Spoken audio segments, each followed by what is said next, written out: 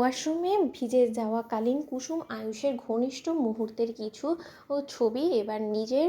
ফোনে বন্দি করে ফেললো, ক্যামেরা বন্দি করে ফেললো মীনাক্ষী। হ্যাঁ বন্ধুরা, ভিডিওতে লাইক দিয়ে দেখতে থাকুন। যে মুহূর্তে কিনা মীনাক্ষী বারবার করে কুসুম কুসুম বলে চিৎকার করতে থাকে, অন্যদিকে কুসুম যখন কিনা আয়ুষের রুমে গিয়ে আয়ুষের রুম ক্লিন করার জন্য যখন কিনা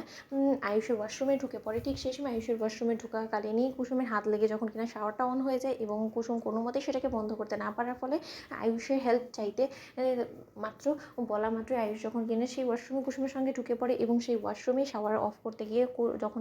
আয়ুষও ভিজে যায়, ঠিক সেই সময় কুসুম আয়ুষ একসঙ্গে ভিজে যখন কিনা একে অপরের সঙ্গে ঘনিষ্ঠ অবস্থায় লিপ্ত হয়ে পড়ে এবং আয়ুষ যখন কিনা কুসুমের সঙ্গে রোম্যান্সে মেতে ওঠে অন্য কোনো দিকে নজর না দিয়ে, ঠিক সেই সময়ই দরজা খোলা পাওয়া মাত্রই মীনাক্ষী যখন কিনা বলতে থাকে যে কুসুমকে এদিকে যখন কোথাও দেখতে পাচ্ছি না, ওকে তো আমি উপরেই যেতে দেখলাম, তার মানে কেউ কোনো মতে আয়ুষের ঘরে গিয়েছে, এই সুযোগটা কোনো মতে হাতছাড়া করা যাবে না। আজকে যদি কোনো মতে আয়ুষ এবং কুসুমকে একসঙ্গে ঘনিষ্ঠ অবস্থায় দেখি, তাহলে আজকে আমি এটাকে ক্যামেরাবন্দি করে আজকে যে করেই হোক না কেন দিদির কাছে ওদেরকে যদি আমি অপমানের শিকার না করেছি এবং কুসুমের উপরে যদি আমি প্রতিশোধ না নিয়েছি, তাহলে আমার নামও মীনাক্ষী গাঙ্গুলি নয়। ঠিক সেই সময়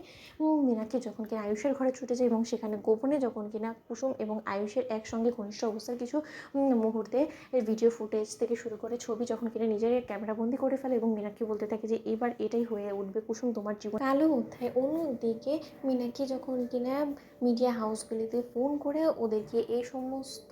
ছবিগুলো পাঠিয়ে বলতে থাকি যে এই ছবিগুলো দেখে নিশ্চয়ই তোমাদের কাছে খুব বেশি আকর্ষণীয় মনে হচ্ছে, এই ছবিগুলো শুধুমাত্র তোমাদেরকে কিন্তু আমি দেখতে দিইনি, এই ছবিটা অনেক বেশি কাজের এবং আমি আশা করি যে তোমাদের ঠিক কী কী কাজে আসতে পারে এই ছবিগুলো, সেটা নিশ্চয়ই আমার তোমাদেরকে বলে দেওয়ার কোনো প্রয়োজন নেই। ঠিক সেই মুহূর্তে মিডিয়া হাউসগুলো যখন কিনা প্রেসের লোকেরা বলতে থাকে যে ম্যাডাম আপনি আমাদেরকে যে রকম একটা ব্রহ্মাস্ত্র তুলে দিয়েছেন, এটা কাল সকালে ভোরের আগে ফোটা মাত্রই একটা ব্লাস্টের মতন কাজ করবে এবং ইন্দ্রাণী গাঙ্গুলি যে কিনা বড় বড় কথা বলে, যে কিনা নিজের ছেলে কিনা এতটা অহংকার করে, তার বাড়ির ভেতরে এরকম নোংরা কর্মকাণ্ডগুলো করে চলেছে দিনের পর দিন, তার ছেলে পরকীয়া করে বেড়াচ্ছে এবং এই সমস্ত কিছু যখন কিনা গোটা চন্দননগরবাসী থেকে শুরু করে গোটা বিশ্বের কাছে আমরা তুলে ধরবো, তার পরবর্তীতে ইন্দ্রাণী গাঙ্গুলি এটার হয়ে কী সাফাই দেয় সেটাই আমরা দেখার অপেক্ষায় রইলাম। ঠিক সেই সময় মীনাক্ষী যখন কিনা বলতে থাকে যে দিদি তোমার অহংকার গর্ব সমস্ত কিছু তুমড়ে মুচড়ে শেষ করে দিলাম আমি, এবার তুমি কী করবে, এবং এই সমস্ত কিছু ধূলিসাৎ হয়ে যাওয়ার কারণও হয়ে দাঁড়ালো তোমারই ছেলে।